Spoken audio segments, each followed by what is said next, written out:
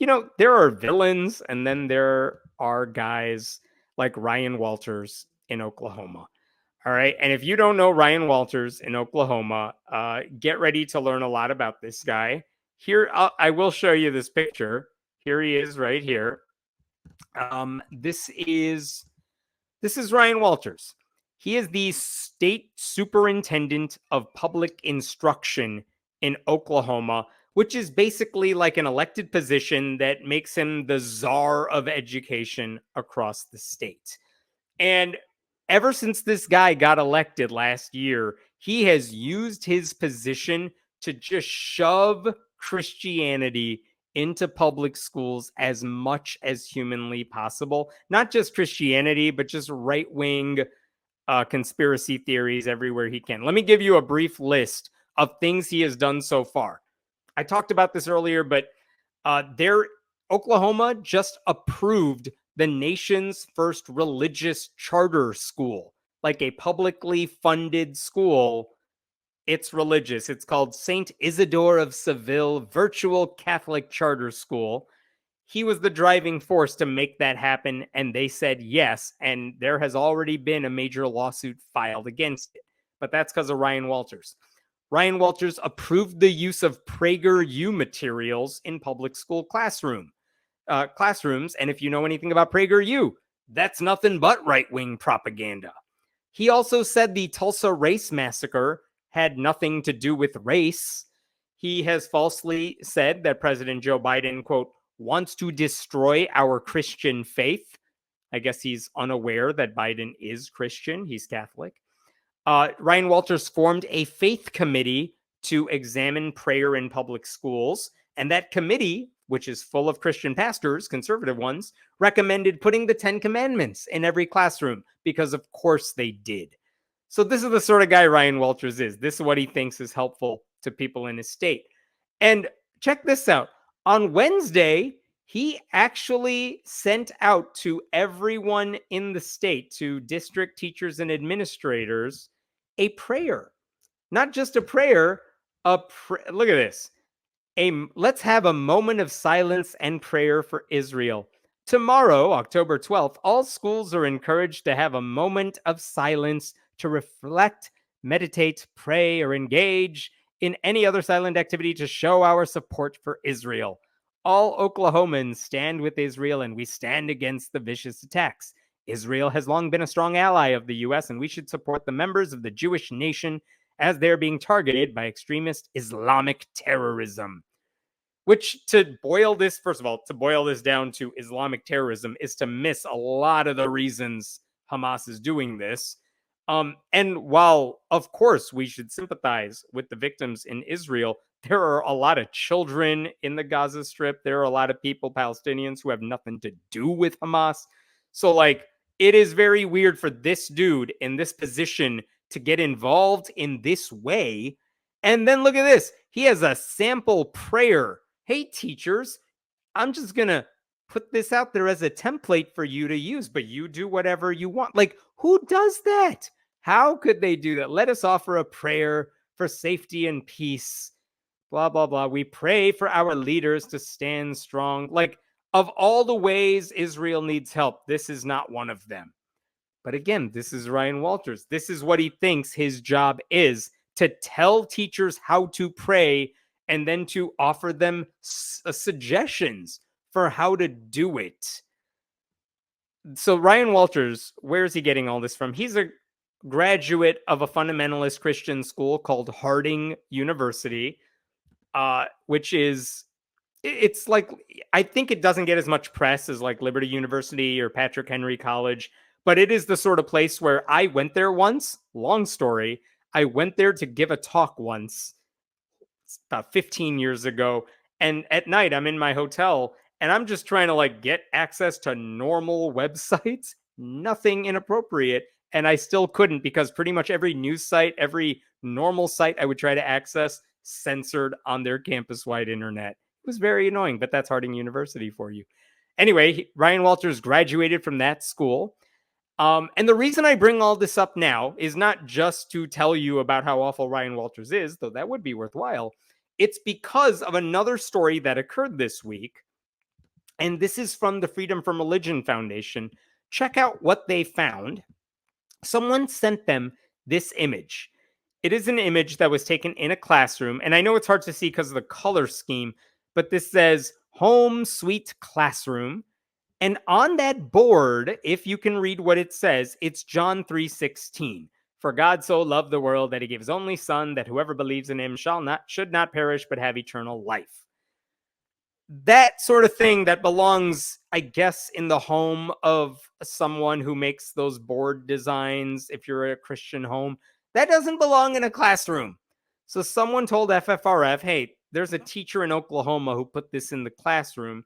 So the Freedom from Religion Foundation sent a letter to the district saying, hey, we know you are doing this. We have a picture of what that teacher did. And FFRF also said, by the way, we also heard that a different teacher in the school has a different sign that references another Bible verse. And so they said, you should take this down or else we might have to take drastic measures, which usually means lawsuit if you're not going to do it because this is totally inappropriate. And to their credit, this is what I was referencing earlier, like to their credit, the district said, yeah, you're right. This is inappropriate. And in fact, the school said, the superintendent of the district wrote back to FFRF and said the displays have been taken down. And basically, we're watching this. We're not going to let it happen again.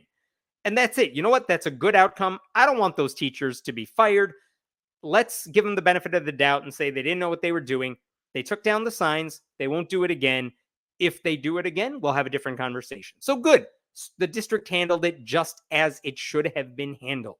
Problem solved, story should be over. But when Ryan Walters heard about all this, he got mad. So he sent a letter again. This is like a day after the prayer letter he sent. He sent another letter to teachers across the state. And this is what he sent this time. Let me show you this right here. He sent this memo. Let's read through this together because it is insane. Oklahoma school teachers. There we go.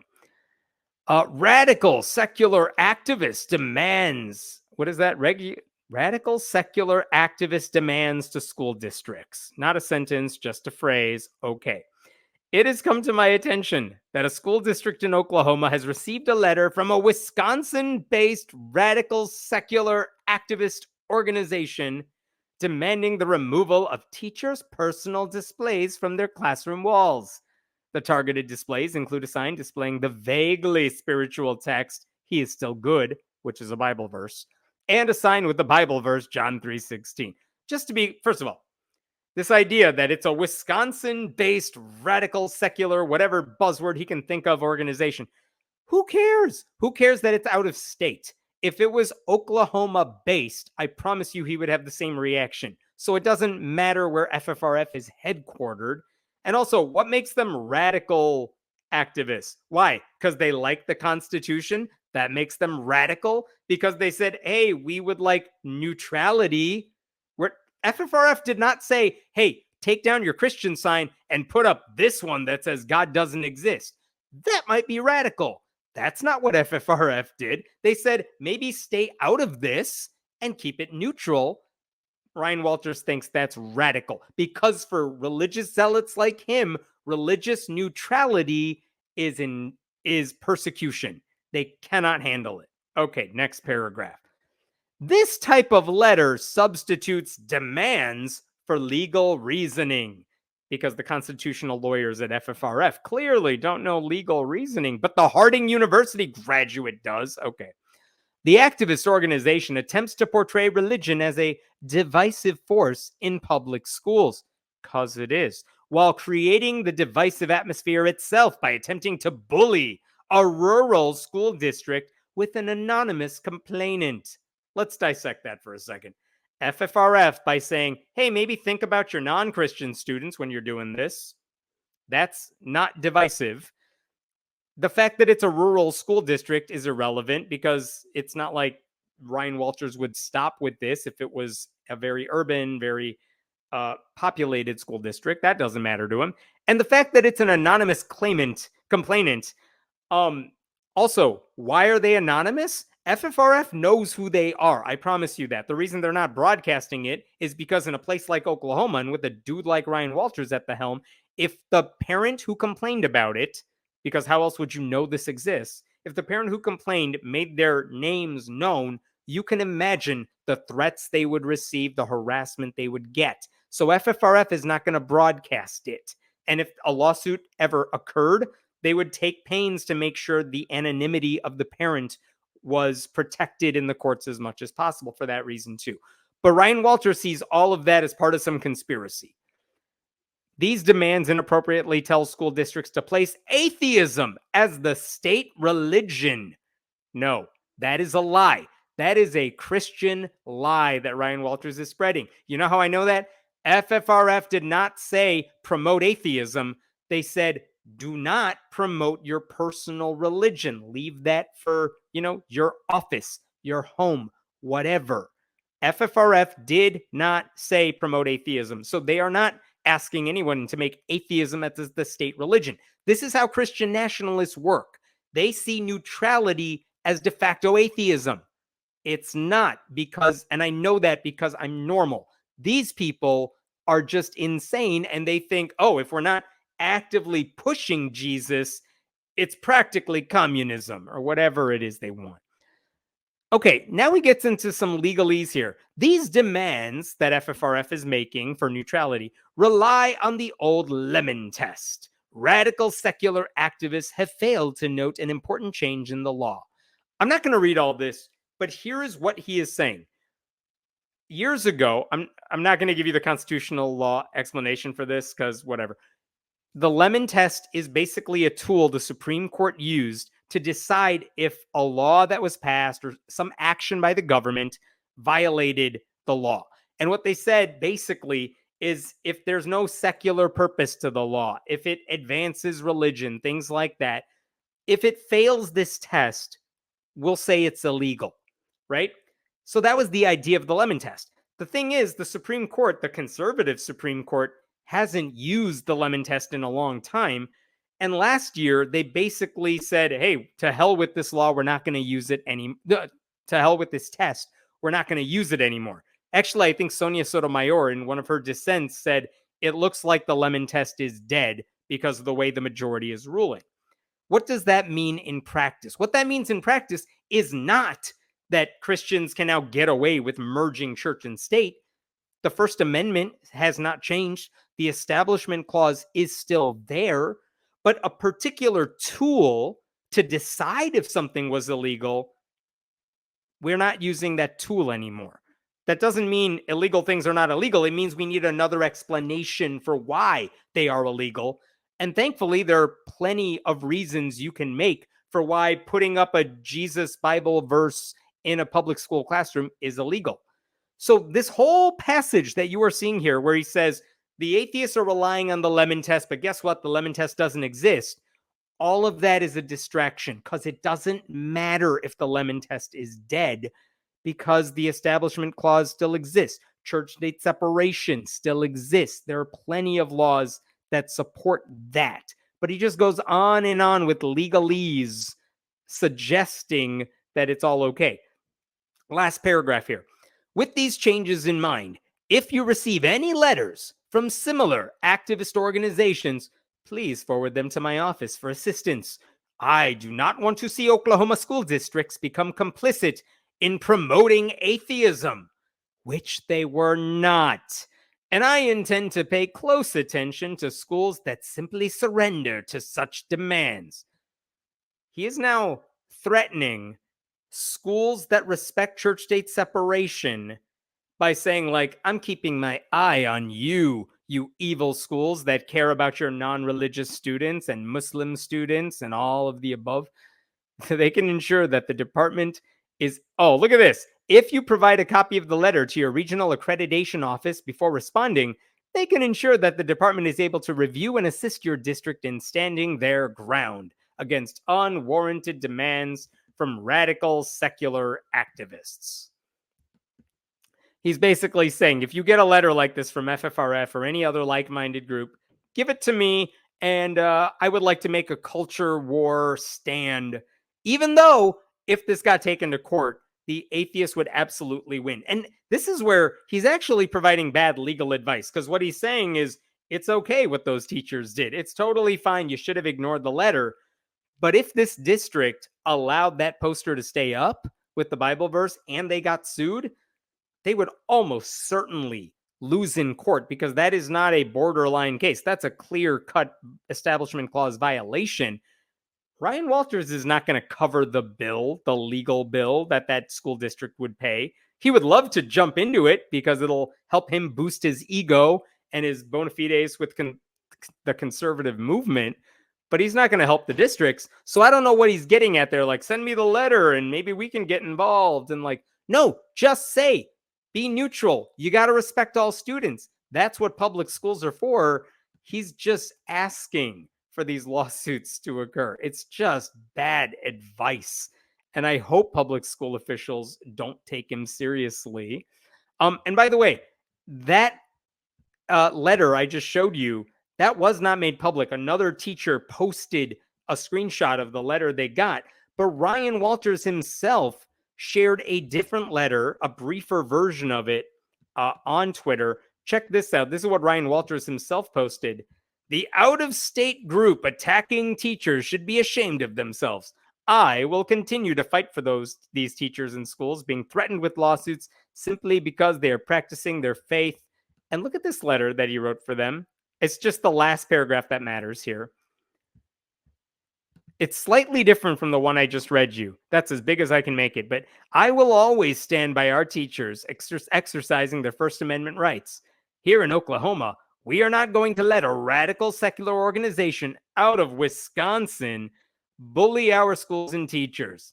This is a group that is vehemently opposed to the values of the Constitution and who should be ashamed of their vulture-like approach to attacking teachers. Like, opposed to the values of the Constitution. They have constitutional scholars there. They have First Amendment lawyers on their staff. I feel like they know the Constitution. And the guy saying church and state go like this, that's the guy who doesn't know it. They are pushing an agenda that says state-sponsored atheism is the only acceptable religion. No, they didn't. Now he's just making shit up in the name of Christ. And Christians are letting him get away with it because they're not saying, hey, everyone, stop listening to Ryan Walters. He doesn't know what he's talking about. And we are going to stand firm against that radical secularism. I am so curious. Like, if you take the Bible verse away from the classroom, that he says is radical secularism, what would you call it then if FFRF said, you got to put this poster in your classroom that says God doesn't exist and you're a damn fool if you believe in God? What would that be? Because radical secularism is no comment on religion from the school. What's like the more extreme version of that? I feel like there's nowhere left for him to go. Because he's already like turned it up to 11. I feel pity, he says, for these woke, of course, elitist lawyers who have decided that there is no greater calling in life than to make sure teachers aren't practicing their faith. This is, again, another lie, because the teachers who put those signs up are not practicing their faith. They are pushing their faith on students. That's why it crosses the line. That's why it's inappropriate. That's why the out-of-state bullies from Wisconsin are getting involved, because they know the law. If you want to practice your faith, I promise you, there is nothing in the Bible that says from Jesus, like, shove your religion in everyone else's face. I'm pretty sure Jesus said, if you pray, do it, so people don't see you. What is that? Matthew 5, Matthew 6, one of those. Like, it's in there. So again, it's in one paragraph. Ryan Walters managed to lie about everything. And he's gonna run for higher office eventually. This is just a stepping stone for him to be insane. You know what's really amazing about this guy? There's an article you can find. I can't remember the website. I apologize. But basically it was, who is Ryan Walters? Where did he come from? Because for a long time, he was like a public high school history teacher and like a tennis coach at the school. And the reporters spoke to students and other teachers who worked with him, and they loved the guy. And they said he was not pushing his religion on anybody. He was actually like the fun, cool history teacher, and all the kids really liked him. But it was only when he started stepping into this role where he had power all of a sudden that he decided to become a culture warrior for Jesus. And the guy who is sending out crazy tweets like this now bears no resemblance to the teacher all those students actually loved. And they're so disappointed to see this guy basically, I don't know if something in him changed or something was always within him and now it's unleashed or what. But all those kids they quoted in the article who are now, past college, they're all like, what the hell happened to Walters? He was so cool and now he's insane. I don't know.